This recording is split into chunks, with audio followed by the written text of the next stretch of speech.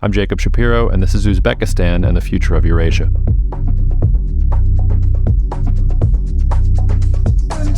In this episode, we're diving deep into the geopolitics of Uzbekistan, one of only two double-landlocked states in the entire world.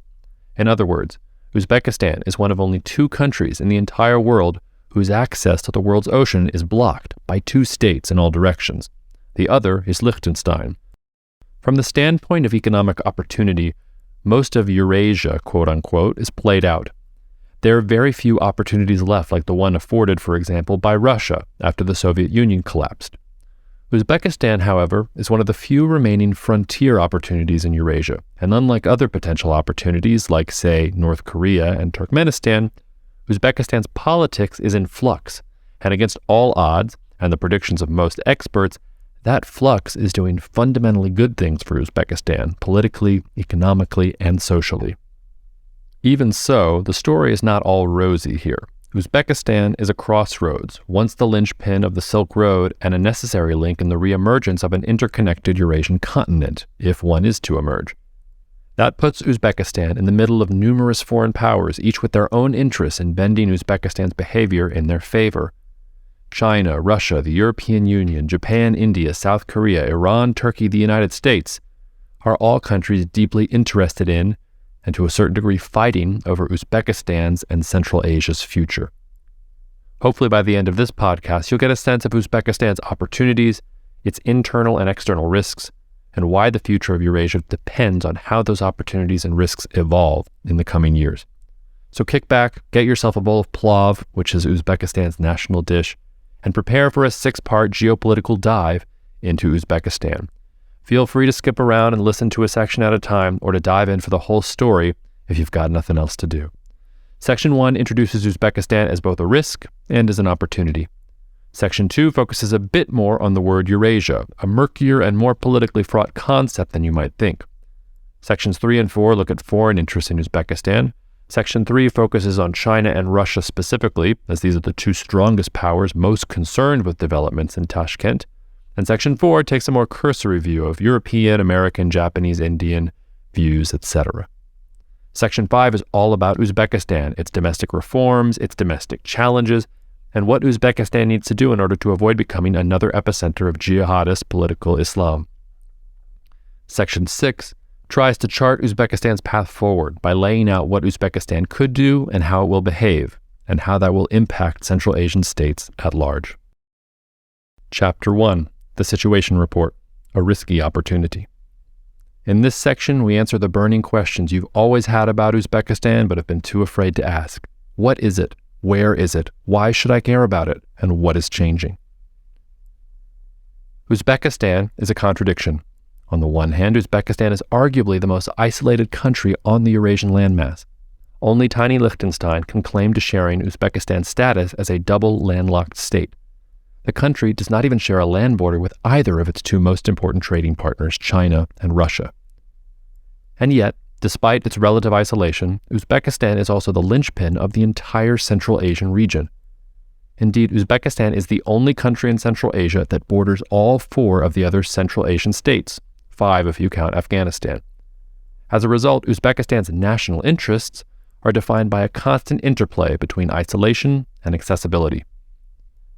After the breakup of the Soviet Union in 1991 and Uzbekistan's subsequent declaration of independence, Tashkent's policies were primarily shaped by the former of these conditions, i.e. its insularity. Under President Islam Karimov, Uzbekistan turned inward and focused on securing the basic conditions necessary for maintaining its newfound independence. Karimov's death in 2016 coincided with changes in the global balance of power, which made continuing down an isolationist path untenable. As in the 19th century, Central Asia is once more becoming a part of the so-called Great Game.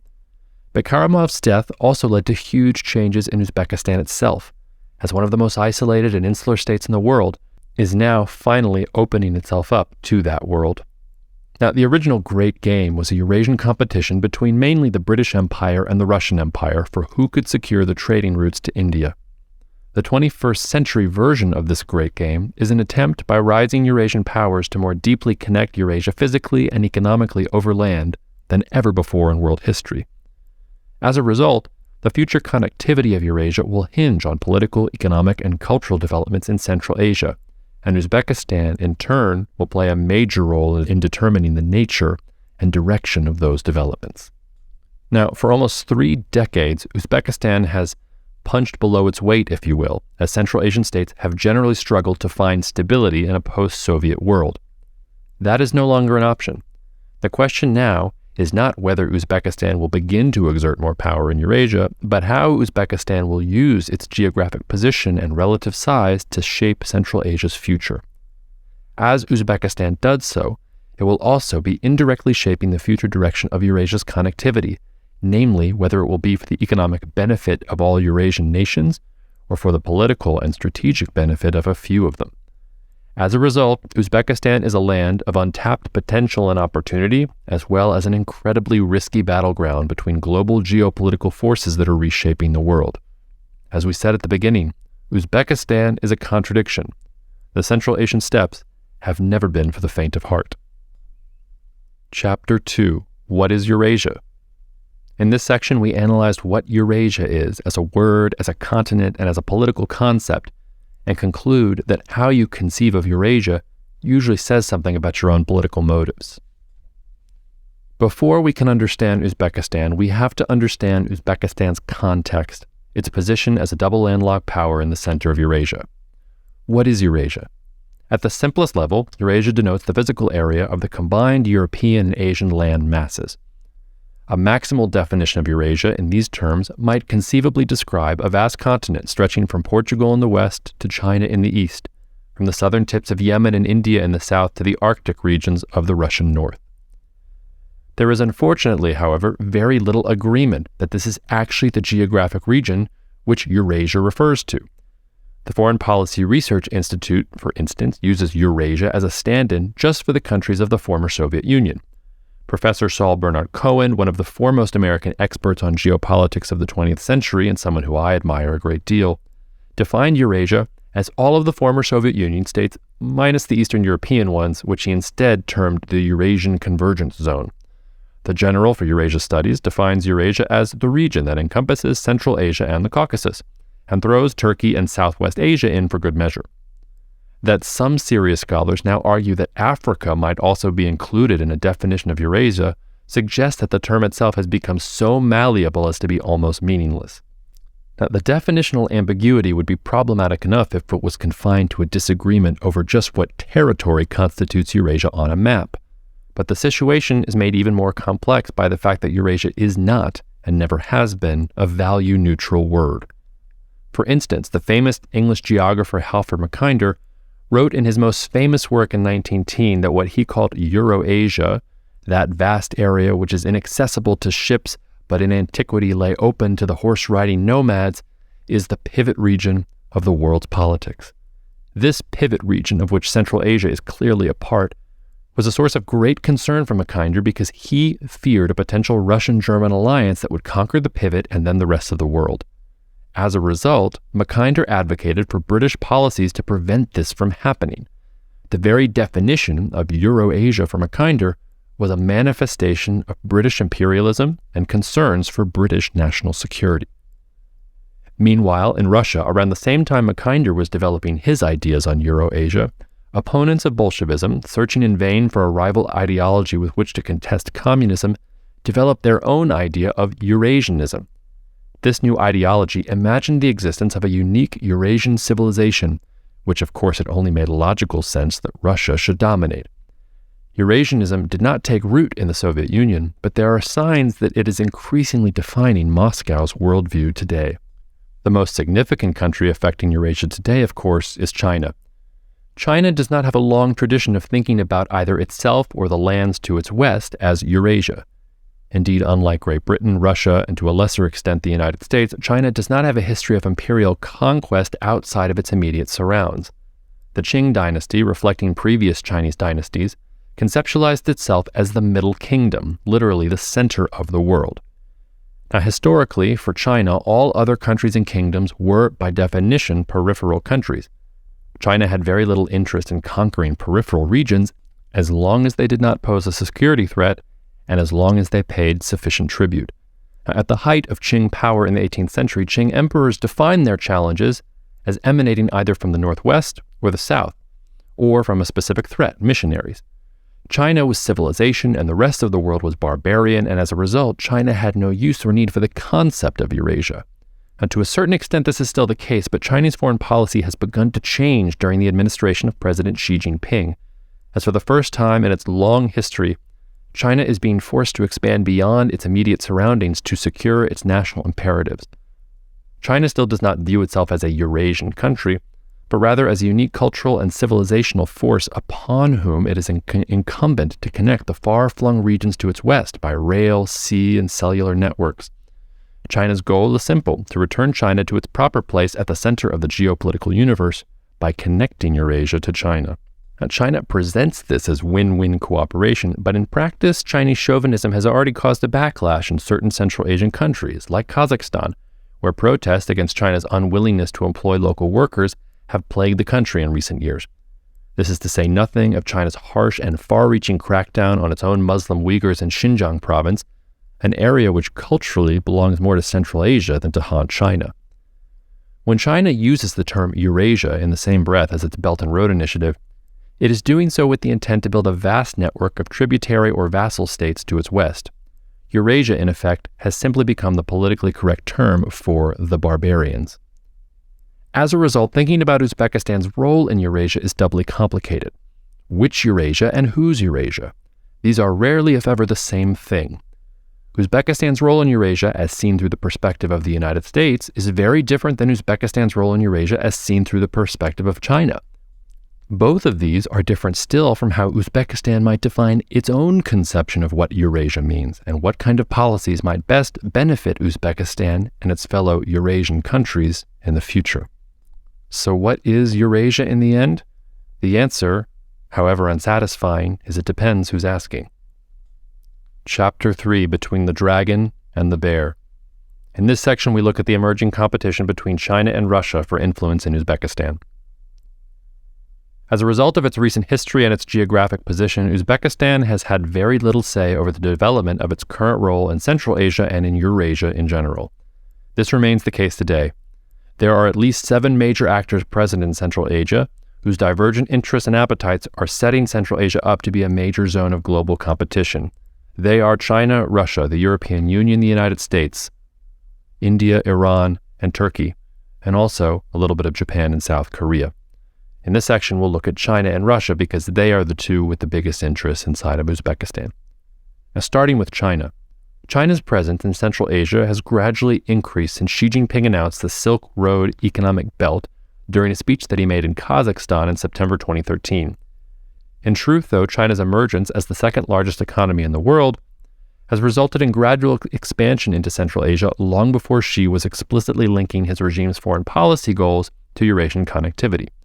In 2018, China surpassed Russia as Uzbekistan's top trading partner, both in terms of imports and exports, and the importance of China, and not just in Uzbekistan's economy, but in the economies of all Central Asian states, will continue to grow.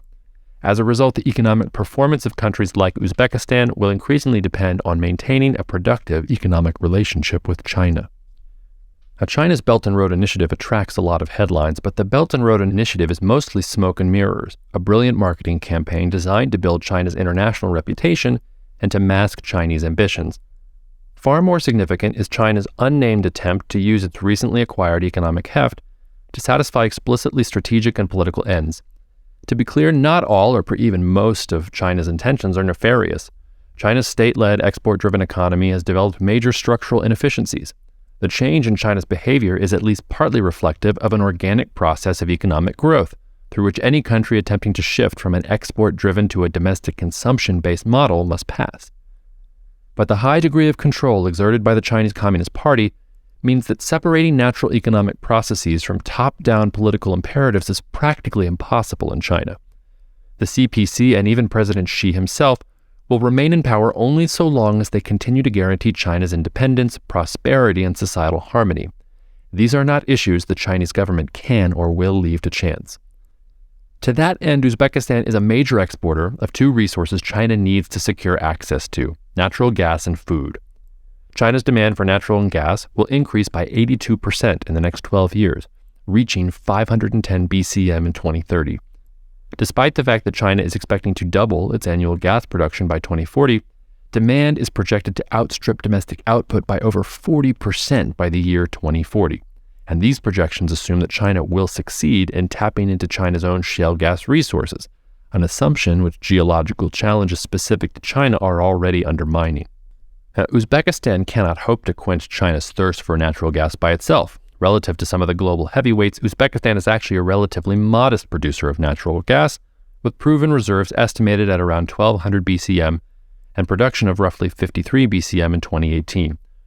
Moreover, Uzbekistan still consumes most of its domestically produced natural gas. Uzbekistan exported just 17% of the natural gas it produced in 2018, as domestic demand accounted for 80% of all consumption. The sheer magnitude of Chinese demand, however, means that China cannot afford to turn down any potential source of natural gas, especially one so close by. The importance of maintaining and improving the Central Asia-China gas pipeline will only increase for China in the coming years. China is also increasingly concerned about securing access to feed a population whose eating habits are becoming more demanding as the population becomes wealthier. Eating meat, for instance, has become a status symbol in China. The recent decimation of China's pork industry as a result of African swine fever arguably posed a greater challenge to decision-makers in Beijing than did U.S. tariffs. In the past, the Chinese Communist Party has emphasized food security and especially grain self-sufficiency. This has recently begun to change, though, as China cannot feed its population with its current resources. The Chinese Academy of Agricultural Sciences and the International Food Policy Research Institute recently published a report which claimed China would achieve food security and grain self-sufficiency by 2035, but tellingly, food security, in this context, does not mean emphasizing structural reform in the supply side of Chinese agriculture, but also in realizing China's Eurasian ambitions. Now, the Uzbekistani government has attempted to take advantage of this by making it easier for farmers to sell produce directly to foreign partners. China has also already promised to invest over $500 million in Uzbekistan's agricultural sector, and considering Uzbekistan's global leader as an exporter of various fruits and vegetables, there will likely be more of that to come. It is not possible to overstate how significant these developments are, not just for Uzbekistan, but for Eurasia at large. China conceived of itself as the Middle Kingdom in large part because it could. Centuries of Chinese dynasties did not go empire building in the West because they did not have to. China was self-sufficient and it had everything it needed at home. That is no longer the case, and that is a historically unprecedented shift. There is very little one can glean from the past that will help inform precisely how China will manage these challenges. This is a theme we will return to constantly in future geopolitical dives. Now, in the 19th and early 20th centuries, Japan faced a similar problem that China is facing today, albeit on a much smaller scale. For Japan, managing this dependence and vulnerability manifested in a program of conquest, as Japan fused its own cultural feelings of superiority with European-style imperialism. There is a very real risk that China's own development could mimic the Japanese model. Now, to its credit, China has thus far tried to resist this, perhaps due in part to its own intimate experience with European, American, Russian, and Japanese imperialism. China has instead sought to look back to its own history, like the Silk Road, for a more symbiotic system that will obviate the need for the People's Liberation Army to go and liberate others. For the next decade, Central Asia, and Uzbekistan in particular, will function as a laboratory for how China will pursue its national interests. Now, moving on to Russia. Russia remains the dominant foreign power in Central Asia. Even as China is displacing Russia's economic influence in the region, in the realms of security and culture, Russia still enjoys an elevated status in Central Asian states. Russia maintains military bases in Kazakhstan, Kyrgyzstan, and Tajikistan, all three of which are members of the Russian-led Collective Treaty Organization, or the CSTO. Now, Uzbekistan has been an active member of the CSTO twice, withdrawing for the second time in 2012. Rumors that Uzbekistan is considering rejoining have thus far not come to fruition. Now, Kazakhstan and Kyrgyzstan are also both members of the Eurasian Economic Union as well, the EAEU. Uzbekistan long eschewed interest in the EAEU, but decided in April 2019 to approve observer status going forward. Despite the decline in its overall power, Russia remains a center of gravity for both Uzbekistan and Central Asian geopolitics. Now, Russia's interests in Central Asia are less clear-cut and are at least in part vestigial. Indeed, there is evidence of an ongoing internal debate inside Russia about what the current guiding force of Russian foreign policy should be. One faction seems to emphasize Russia's relatively limited ambitions, reflective of its ethnic homogeneity and the obsolescence of the Soviet Union's global historical mission. This approach to Russian foreign policy emphasizes Russian nationalism. The importance of countries like Ukraine and Belarus to Russia is justified not just by their strategic import, but by their significant Russian populations. Uzbekistan, with a population that is only 6% Russian, hardly qualifies. There is also, however, a faction which views Eurasia as territory Russia must reclaim.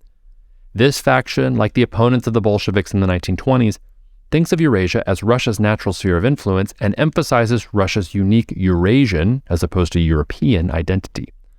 For this faction, the EAEU's mission is to facilitate the economic integration of former Soviet republics into a single economic entity, to, in effect, turn back the clock of time to before the Soviet collapse, which Russian President Vladimir Putin has repeatedly referred to as the biggest catastrophe of the 20th century.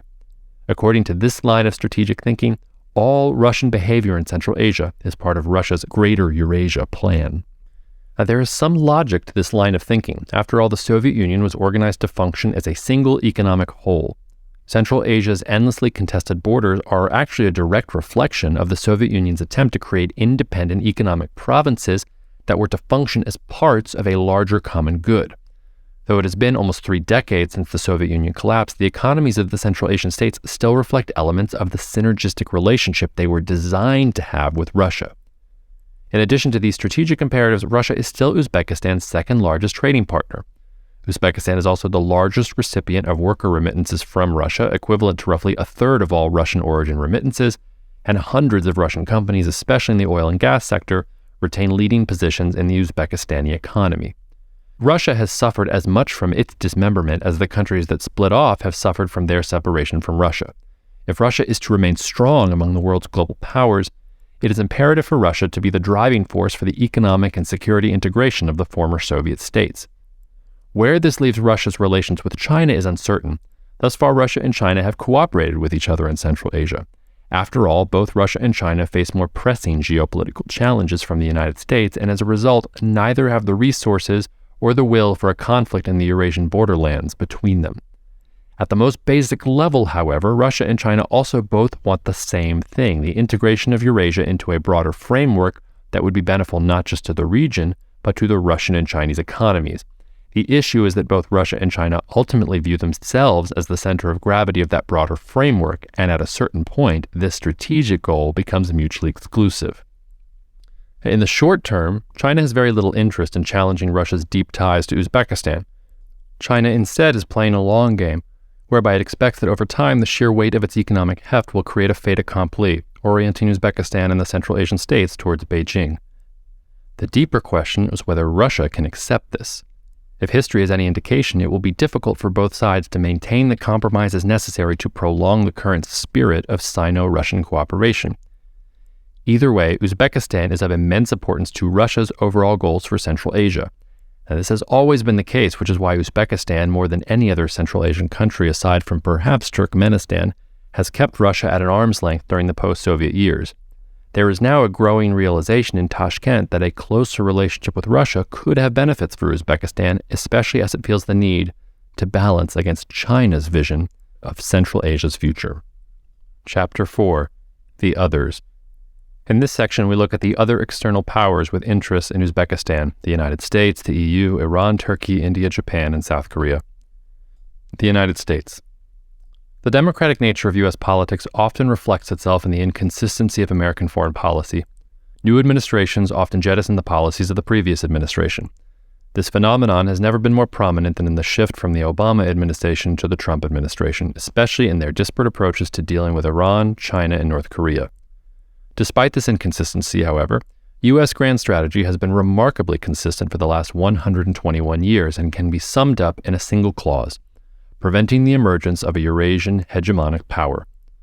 The U.S.'s participation in World War I, World War II, and the Cold War all took place in service of this larger goal, and it is the primary strategic impetus for the U.S.'s budding rivalry with China. For the first time since the collapse of the Soviet Union, the U.S. sees not just a potential challenger, but one that could marshal the resources of the entire Eurasian continent if it plays its cards right. U.S. grand strategy demands that the United States refocus its efforts from lost causes in Iraq and Afghanistan and pivot to Asia to rein in China's expanding economic power.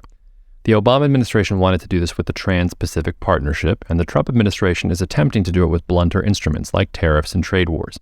The United States is also pressuring allies like Japan, Germany, and Australia to take on a greater share of the burden that comes with maintaining the security of the U.S.-led international order. And yet, simultaneously, as a result of domestic politics, the U.S. is also demanding that U.S. friends and enemies alike completely reorient their economic relationship with the United States. The economic benefits that came with aligning one's country with the U.S. are the glue that holds the U.S. alliance network together. And yet, even as the U.S. needs those alliances more than it has in a generation, it is undermining their very basis with an aggressively protectionist trade policy. In that sense, President Trump is both author and symptom of the U.S.'s internal inconsistencies, their concomitant effect on American foreign policy.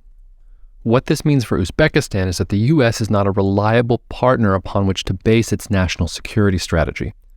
After the collapse of the Soviet Union, the United States actually sought closer relations with Uzbekistan for two key reasons. One, to cooperate and coordinate with the U.S. war on terror and the war in Afghanistan, and number two, to lecture Uzbekistan on its human rights record. In the future, the U.S. will have a single overarching priority when it comes to dealing with Uzbekistan and with Central Asian states in general, preventing the region from aligning itself too closely with China. The U.S., however, will not commit its military forces to ensuring the independence and sovereignty of Central Asian states. The U.S. will instead try to provide an alternative to Chinese investment and, to a lesser extent, Russian-led attempts at regional integration.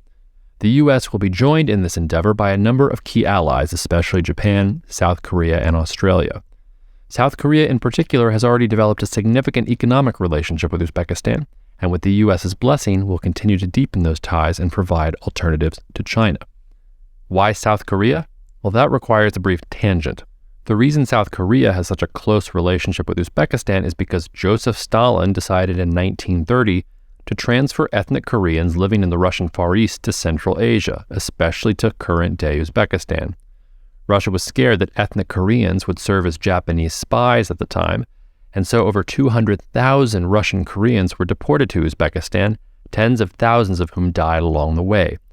A Westerner flying to Tashkent today can get there from basically three cities: Moscow, Istanbul, and Seoul.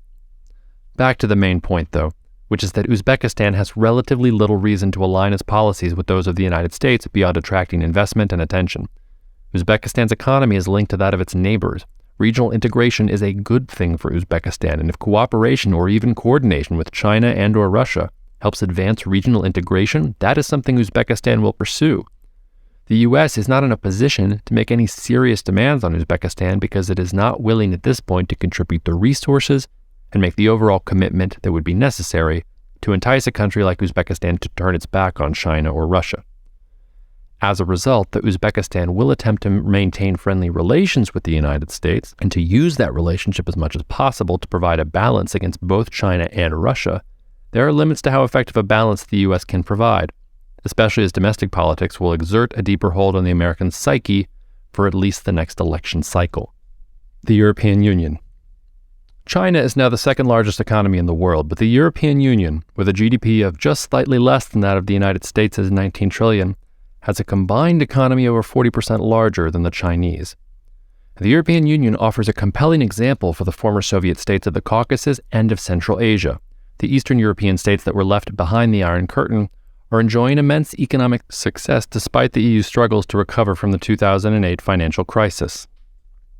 Indeed, Eastern European states continue to exhibit persistently high economic growth rates relative to the overall EU average.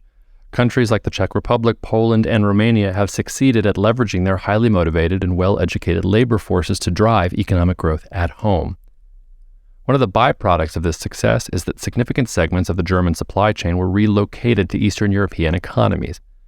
In that sense, the EU has been doubly successful, as it has managed to integrate Germany so deeply into the success of the European economy as to eliminate the historic geopolitical threat posed by a united Germany to the rest of Europe. For the status quo to continue, however, the European Union must continue to grow. That is perhaps the EU's greatest weakness. If the economic benefits of being an EU member disappear, the entire structure could unravel, and the economic benefits of being an EU member have become disproportionately based on an unsustainable economic model of endless export growth. Even now that the EU has realized this and is making changes, it needs new markets to help it in its transitionary phase. Now, unlike China and Russia, and even the United States, the European Union does not always pursue a consistent foreign policy. Even so, the EU has begun to train its focus to the east. Despite strategically fraught relationships with both Russia and Turkey, the EU feels a natural impulse to expand into Eurasia, the mirror image of China's impulse to expand into Eurasia from the opposite direction. When the EU looks at Central Asia, and especially at Uzbekistan, it sees a young, cheap labor force and a potentially lucrative potential export market. The EU also looks favorably on recent political reforms designed to improve the business climate and the overall predictability of doing business in Uzbekistan. The EU's recently published news strategy on Central Asia spells out the EU's hopes for its future relations with Central Asian countries relatively bluntly. The EU wants more regional cooperation in Central Asia. It is fairly agnostic about how this regional cooperation comes about, but the EU does want to ensure that regional cooperation and Central Asian strategic contributions to promoting Euro-Asian connectivity are sustainable, comprehensive, and rules-based. That is a fancy way of the EU expressing its suspicion towards Chinese and Russian attempts to influence Central Asia. Like China and Russia, the EU has its own political ends, which include an insistence on strengthening things like democracy, human rights, and the rule of law.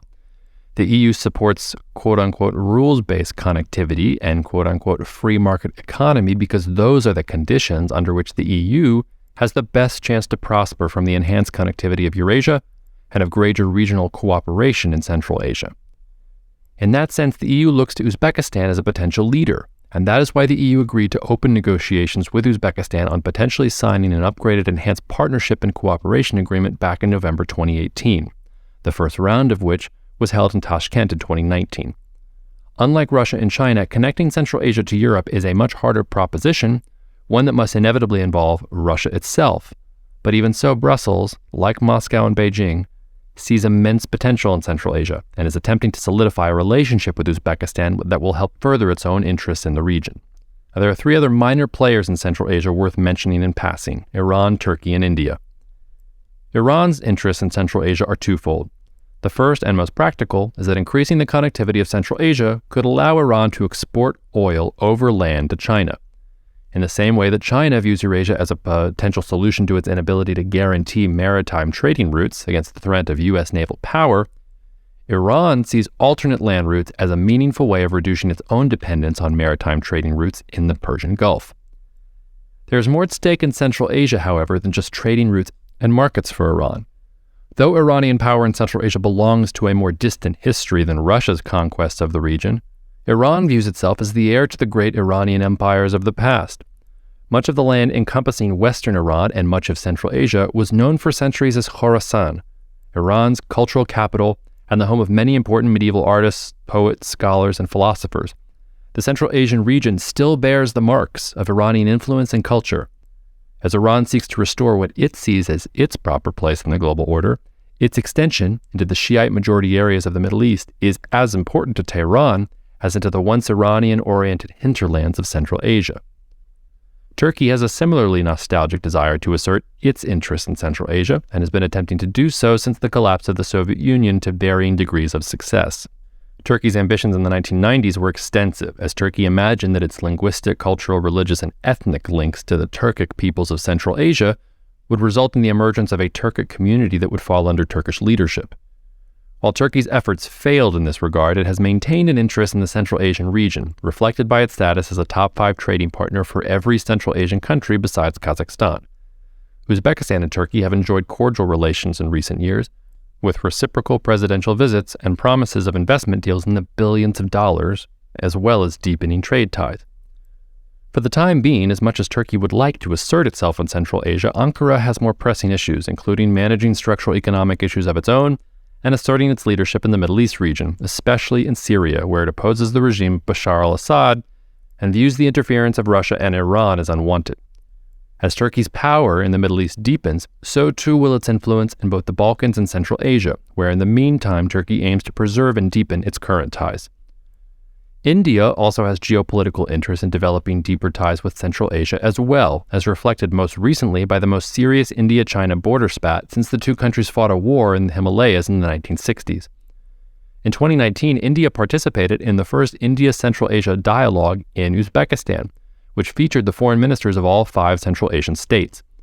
Like China, India is a voracious consumer of energy. Indeed, the growth in Indian demand for energy now surpasses China's considerable appetite. India also has a special degree of concern for managing the potential spillover from the failed U.S. invasion of Afghanistan, which India has tried to link into its broader plans for its Connect Central Asia policy, first announced in 2012. India's engagement in Central Asia relative to the other actors involved has been relatively paltry, but India's interests are no less pressing in the long term than China's or Russia's. India views the leadership of Uzbekistan's president, Shavkat Mirziyoyev, as having ushered in a new energy and political will into integration projects in Central Asia, which India will support as much for its own interests as to ensure that China's position in particular does not become overly dominant. Chapter 5: Opportunities and Risks. In this chapter, we examine Uzbekistan's recent political reforms as well as its domestic challenges, especially the one posed by a young, growing, and eager Muslim population. Uzbekistan is the most populous country in Central Asia, accounting for roughly 45% of the region's population. Uzbekistan is also at the very beginning of a roughly 20-year period during which it will enjoy a substantial demographic dividend. Uzbekistan's labor force is projected to increase by 3.9 million in the year 2030, which would make Uzbekistan the 5th largest labor force in Europe and Central Asia. Uzbekistan's population is also extremely young, with almost 30% of its people under the age of 14. Uzbekistan is in just its 4th year of a wide range of market-oriented reforms that are reshaping the country's labor market. As Uzbekistan's working-age population has increased by roughly 3 million people in the last decade, the number of formal sector jobs has remained relatively constant. The informal sector is still responsible for employing over half of all Uzbekistan's workers, and there are ongoing concerns about the quality of jobs available and the match between worker skills and job requirements. Uzbekistan's migrant workers, roughly 4 million of whom reside in Russia, make up almost a third of the Uzbek labor force. Due to an inability to find quality jobs at home, as well as international demand for Uzbekistani labor, 1 in 5 Uzbekistani males is an international migrant, and the rates are higher for younger workers. This would be a problem in any country, but it is especially a problem in a country like Uzbekistan. Uzbekistan is not just located at the center of the Eurasian landmass, it is also the geographic center of the Islamic world. Uzbekistan's young, growing, hard-working, intellectually curious population is one of its greatest assets. It is also the source of Uzbekistan's biggest risks. Uzbekistan is a Muslim-majority country where religion was banished Soviet-style to the back of the bus for almost a century.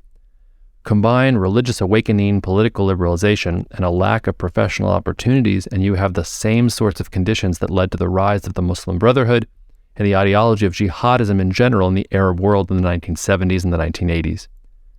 Case in point, economic migration is the single most important factor for Central Asian recruiting to jihadist and fundamentalist Islamist groups. Based on the information available, Central Asian states have accounted for the 3rd largest source of Islamist foreign fighters in Syria and Iraq in recent years. These estimates indicate a political environment that contributes to the radicalization and subsequent recruitment of a significant number of Central Asian Muslims. Uzbekistan's position, however, is far from hopeless, and to understand why, we need to understand Uzbekistan's role in Islamic history. During the 1st century of Islam's emergence, Central Asia was the spiritual and intellectual wellspring of the Islamic world, the source of incredible advances in mathematics, philosophy, medicine, theology, and Islamic jurisprudence. The flourishing of Central Asia in the 8th and 9th centuries was the inevitable result of the flourishing of the Islamic world in general.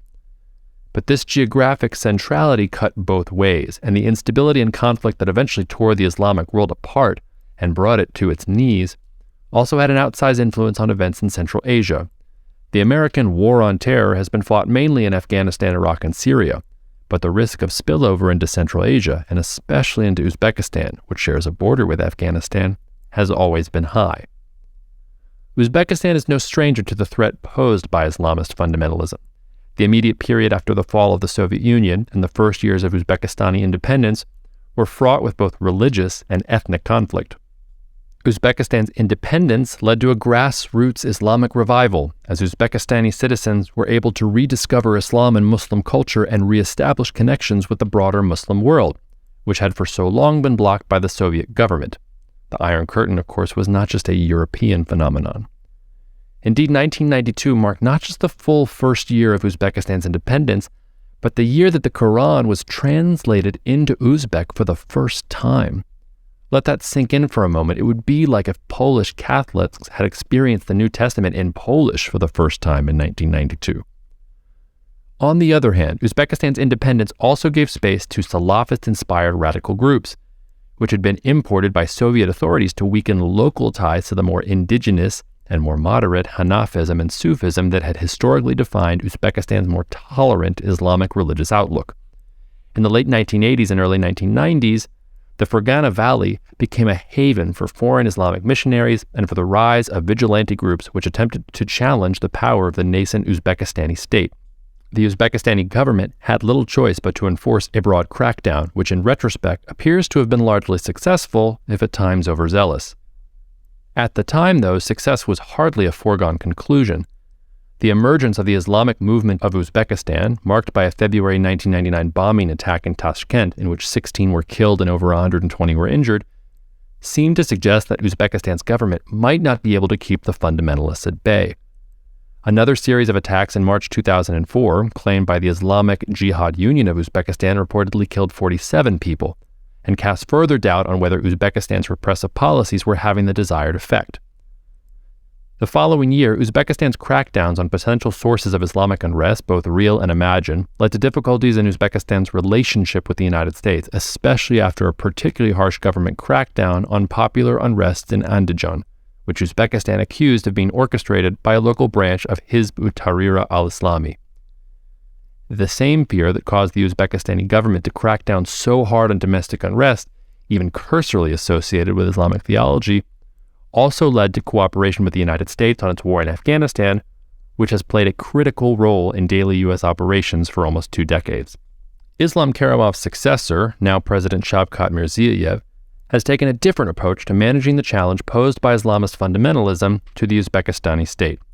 Even as Mirziyoyev's government has insisted on maintaining the preeminence of secular values, especially in the educational and political spheres, it has announced the formation and sponsorship of new Islamic academic centers, like the Imam Bukhari International Scientific Research Center, the Islamic Culture Center, and the Islamic Academy of Uzbekistan.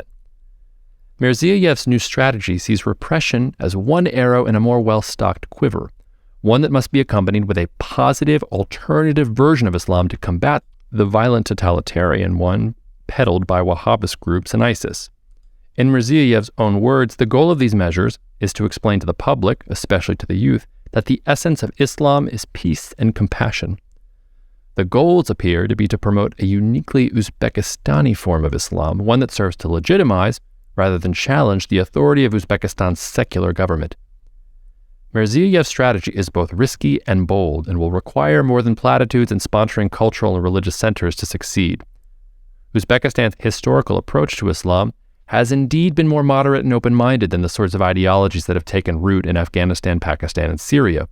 Uzbekistan also has centuries of authentic and indigenous traditions upon which to base a meaningful Islamic alternative to the current approaches towards balancing Islam and secularism in the political life of majority Muslim countries. But as crucial as the educational component of this strategy will be, Uzbekistan's ability to create jobs and prosperity for Uzbekistan's young and growing population will be more so. For Uzbekistan's strategy to work, it will not be enough to teach principles of peace and compassion whilst propping up the state.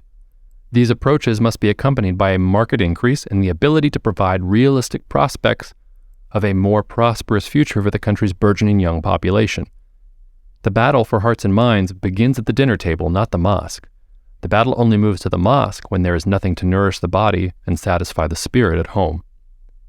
If Uzbekistan's new strategy is successful, it could offer a potential model for not just Central Asian states, but for other Muslim countries to emulate. It is a high-stakes strategy, but Uzbekistan has little choice. The past decade in the Middle East has shown what happens to governments that respond to the demands and hopes of their people too late, if at all. Chapter 6, The Road Ahead. In this chapter, we try to put all the pieces together to give some scenarios on how Uzbekistan will behave in the future and how this might affect the future of Central Asia. Central Asia is a region where the interests of numerous global and regional powers are beginning to converge. Indeed, for countries like China and Russia, Central Asia has become the key to unlocking the vast economic potential of Eurasia, which could in turn lead to the development of a multipolar world where the power and influence of the United States and the West in general is reduced from its current primacy to a more equal and proportional status. Uzbekistan is the most populous country in Central Asia. It is not the richest, nor can it lay claim to being the most powerful or the most trusted by its neighbors. Even so, Uzbekistan is the natural regional power of the Central Asian region, and Uzbekistan has a role to play as a regional leader and partner. Divided, the Central Asian states will be subject to the economic interests and political intentions of external powers who see Central Asian geography as something to be overcome in order to realize their Eurasian ambitions. If, however, the Central Asian states can combine their resources, they stand a far greater chance at pushing back against the external powers and forcing their policies and ventures to offer something to Central Asian states in return. The relationship between states in a defined geographic region like Central Asia is often most influenced by the most powerful or most influential states in the region. If a regional power is a zero-sum power looking to dominate its neighbors, other countries in the region will look to block the regional power and protect their sovereignty. If the regional power seeks a cooperative arrangement based on mutual respect of sovereignty and shared interests, even the most violent of regions, like, for example, Europe, can transform into a relatively peaceful and prosperous whole. How Uzbekistan pursues its national interests will therefore have ramifications on how Central Asian states behave as a whole. Uzbekistan's role in Greater Eurasia faces three main challenges in this regard. First of all, there's no model for how this is supposed to work for Central Asian states. Central Asian states embraced their independence after the collapse of the Soviet Union while simultaneously recognizing the fragility of their recently gained sovereignties. Everything about political life in Central Asia, from how the borders were drawn to the quality of transportation and manufacturing infrastructure, from the organization of the security forces to the role of tradition and religion in everyday life, had to be redefined and reimagined in a post-Soviet world. This was doubly difficult because Central Asian states had no model to follow. What worked for Eastern Europe could not be copied in Central Asia because domestic conditions were simply too different. The U.S. approach to liberal democracy, while admired and perhaps even desired, could hardly be applied in such a different political and socio-economic environment. And so, with relatively little exception, Central Asian states relied on top-down authoritarian political structures seeking to safeguard sovereignty, consolidate national identity, and defend from potential threats, whether from greedy neighboring countries, underlying socioeconomic problems, or a resurgent Russia. Uzbekistan, long viewed internationally as one of the most repressive of the Central Asian states, is now experimenting with reforms that, if successful, could offer a blueprint for meaningful political and economic structural change in neighboring Central Asian states. The death of longtime President Islam Karimov did not upend the political stability of the country, as many outside observers feared a battle over succession might. Instead, under new President Shavkat Mirziyoyev, Uzbekistan has embarked on an extremely ambitious reform program designed to improve domestic conditions in the country by discarding the insularity of Uzbekistan's previous policies and embracing the country's potential as the connective tissue of the entire Central Asian region. To that end, the power of the state security services has been downgraded. The government's approach to religion has moderated. Visa restrictions for visitors from foreign countries have been lessened, and a number of measures have been passed to make it easier for businesses to operate in the country. There is increased emphasis on embracing free market forces, on encouraging private enterprise, and educating a growing workforce with the skills they will need to secure quality jobs. These reforms will not be easy, nor will their adoption be painless. The government's willingness to endure criticism will need to be matched by a responsiveness to the people's needs. By going through these growing pains, other Central Asian countries will be able to learn from Uzbekistan's mistakes and capitalize on Uzbekistan's successes. There are few growth opportunities like Uzbekistan left in Eurasia. North Korea and Turkmenistan, whenever their respective regimes collapse, will offer similar opportunities, but their regimes will likely last decades more. Uzbekistan has been in a protective crouch for almost 3 decades, but now is emerging and embracing a more open and interconnected Central Asia. Problem number 2, water is scarce, and it's a problem. The most pressing issue facing Uzbekistan and the Central Asian region in general is the issue of water scarcity, which provides both an excellent example of the type of regional leadership Uzbekistan can employ and is an indicator of how difficult this opening process up is going to be. Central Asia, while blessed with many other natural resources, is a water-scarce region. That scarcity is being exacerbated by climate change, mismanagement, and population growth. According to the World Bank, if Central Asia's population continues growing at 1.5% annually, the region will reach the World Bank's threshold for being designated water-stressed and water-scarce by the end of the century, which in practical terms means 3 times less water per capita available each day. And, according to the United Nations, Uzbekistan and Turkmenistan already meet the threshold for water stress. Complicating matters further is that under Soviet rule, the water resources of the entire Central Asian region were part of an integrative and cooperative whole. Rather than give any one of the quote-unquote stands all the resources necessary to become a formidable modern industrial power, each Central Asian state was given one or a few important resources, but never all of them. Uzbekistan, though it inherited population centers, natural gas, good farmland, and important trading routes, is not blessed with water. Uzbekistan relies on the water from the Amu Darya and the Sir Darya rivers, the sources of which are in Tajikistan and Kyrgyzstan. This creates the potential for geopolitical conflict. Making matters worse is acceleration of the melting rates of the glaciers that provide most of the water for the Amu Darya and the Sir Darya. In addition, Tajikistan and Kyrgyzstan have plans to tap into the rivers as a potentially lucrative source of hydroelectricity, which is a direct threat to the viability of the Uzbek state. Despite these threats, and unlike, say, Egypt, as we discovered last month, rather than confronting its neighbors, Uzbekistan has taken first steps towards compromise with Tajikistan and Kyrgyzstan in an effort to improve relations and smooth over water issues. Uzbekistan and Kyrgyzstan agreed to address border issues between them in a declaration of strategic partnership in October 2017. And though minor border clashes continue to occur, the two sides have agreed to minor land swaps, and the channels of dialogue remain open and more cooperative than ever before. Uzbekistan and Tajikistan, meanwhile, signed a landmark border demarcation agreement in March 2018, and the two sides continue to work together to find ways to improve transport links and ease visa requirements. Uzbekistan has even hinted that it could withdraw its opposition to hydroelectric dam projects at Kambar Ata and Roghun, especially if Uzbekistan was afforded an opportunity to purchase surplus hydroelectricity and reconnect a regional power grid. These are good first steps, and Uzbekistan can continue to push the momentum forward by encouraging more regional cooperation and coordination. Central Asian states can maintain their independence and sovereignty while cooperating on shared issues that affect the entire region, and Uzbekistan showing that it is willing to do so and even make compromises because it is better for everyone will lead to more integration. Water is the most pressing matter upon which Central Asian states need to coordinate their policies. But Uzbekistan's policy shifts in recent years offer an example of what Uzbekistan's leadership might look like on a number of different levels. Because Uzbekistan is operating from a position of relative strength, when Tashkent reaches out, it affects the behavior and possibilities in the other national capitals of the region. The third challenge is that infrastructure is starting basically from scratch. Uzbekistan's most important role is also its most obvious. Because Uzbekistan is double-landlocked, it is in the unenviable position of being disproportionately affected by the political and economic developments of neighboring countries.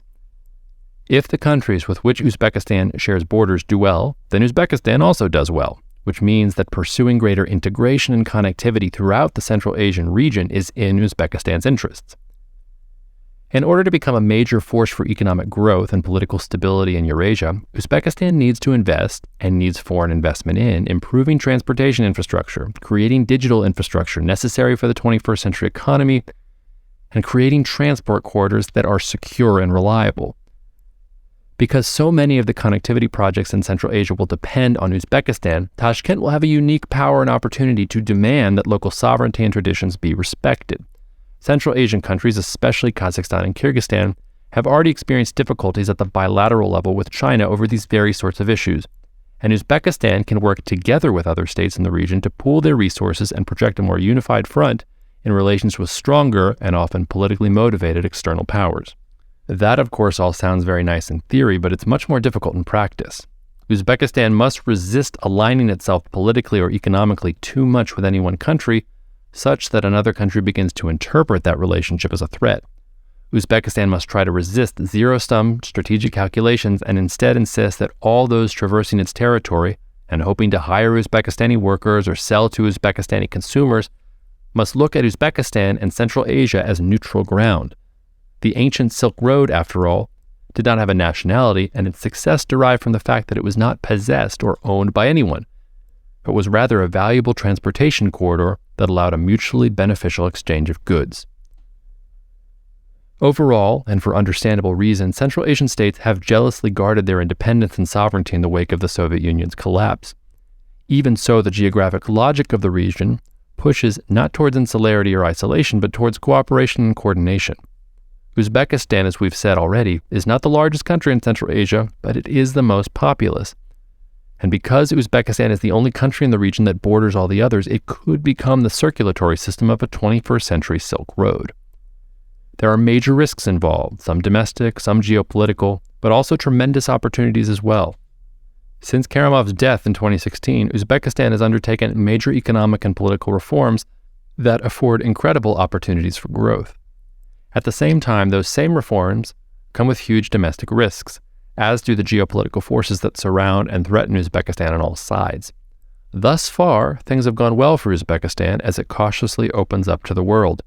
But it has quite a long way to go, and nothing less than the future of Central Asia hangs in the balance.